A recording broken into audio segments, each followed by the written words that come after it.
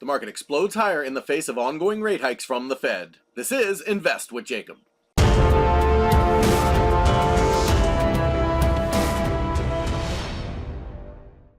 Okay guys, so in yesterday's video we talked about the fact that we were looking for the market to break out toward that 4150 area at a minimum, and that's exactly what we saw. After the Fed delivered bad news in the form of a rate hike, ongoing rate hikes, and inflation not coming down fast enough, the market still somehow rallied. It's almost like we say on here, news is noise, and that includes the Fed. Now the question is, can the bulls follow through toward our 42 and 4300 targets? I'll get into that in just one second, but first, if you're new here, welcome to the show guys. My name is Jacob Gabbard, and this is Invest with Jacob, where we use Elliott Wave Theory to break down the SP500 and the NASDAQ. I highly encourage you to hit that subscribe button down below so that you can get our daily S&P updates, our trade setups, and our buy alerts.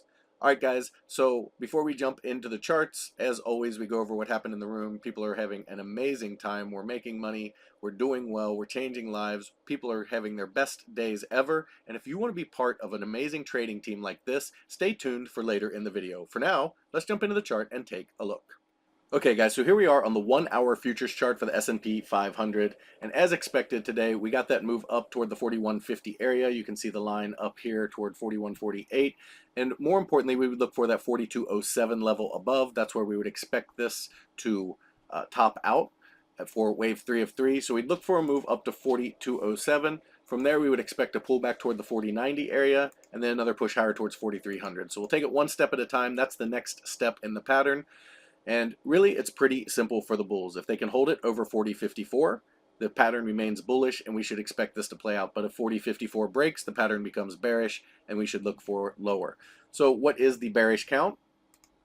The bearish count, okay, would be that it's twofold. It just depends. So if they stay under this B wave high, which they are right now, if they can stay under this high, which is kind of a double topping situation here across, if they can stay under that, okay, then you would have an A, B, C type setup for a bigger wave 2, and then you'd look for wave 3 higher to start from there.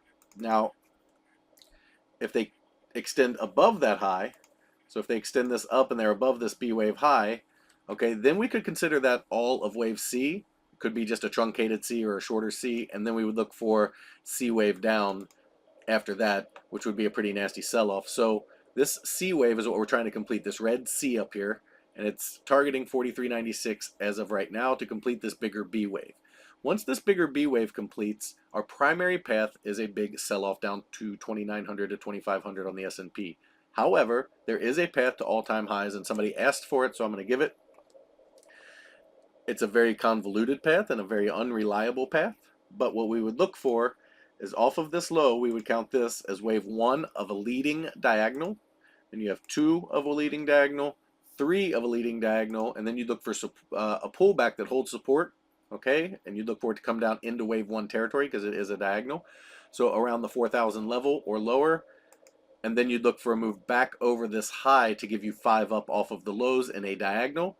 Then you'd look for a very strong sell-off back down towards the 3,800 area. And then you would look for a huge rally to start the move back toward all-time highs. Now, as I said, there's a lot to be done here, but somebody did ask for that path. So that's how it would look. Wave B would be considered wave 3 of a diagonal, then you would look for a 4 or 5. So our primary path, again, is to sell off to 29 to 2,500. And so we would look for support to break, and if that does, we're looking for that move down. We would also look for an impulsive move because it is a C wave. Those two things together would tell us where we're headed. But if they get a corrective move that can hold support right here or a little lower and then a move back over that high, we do have to pay attention to a potential path to all-time highs.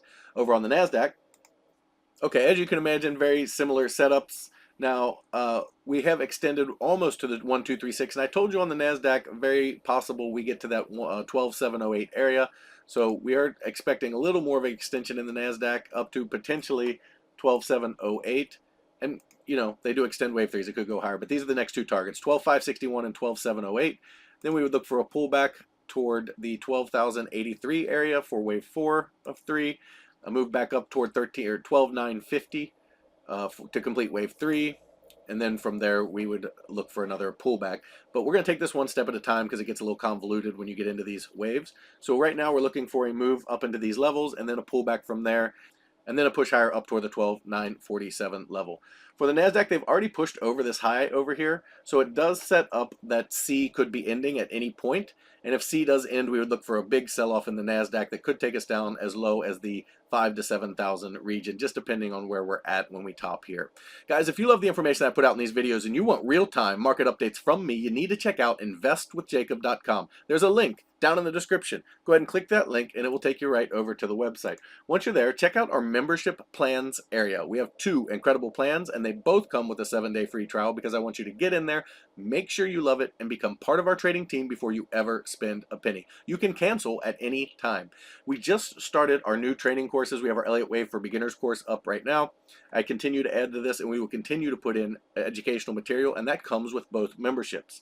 In our first room, the Invest with Jacob room, you get all of my real-time market updates, all of my buy and sell alerts, as well as all of your Elliott Wave questions answered. I also do a midday video where I go over exactly where we're at in accounts and what to expect, and you get the educational stuff that I just went over. We trade the SPY and the QQQ, and we swing trade, which means our trades can last anywhere from a few days to a few months, so we don't trade quite as often as a day trading room does. However, if you are interested in day trading as well as individual stocks, you need to check out PT's Throne Room. In there, you get everything you get in the Invest with Jacob room, as well as individual stocks, day trading, and PT's reduced risk binary method that just crushes the market. He gets you in at a cheap price and gets you huge multiples on your money, and it's how he structures the trade that's so unique. It's something you kind of have to see to understand, and that's another reason we give you the 7-day free trial. He also started a challenge account where you put $4,000 into an account, trading mini ES futures, averaging 3 to 4% gains per week, showing you how to build a small account into a large retirement or savings account. Guys, I would love for all of you to be in our rooms so we can make money together. All right, key takeaways for today. We're expecting an extension up toward the 4,200 level in the ES and then a pullback from there. However, we could see a failure to launch completely in a C wave down and or the end of C if they get over this B wave and break 40.54. Over on the NASDAQ, again, looking for an extension up toward that 12,561 to 12,708 level and then a pullback from there. However, if they do start to break down and break below the 11,874 level, that would be an indication we could be starting the bigger C wave down. Guys, that is the market update for today. I will talk to you tomorrow.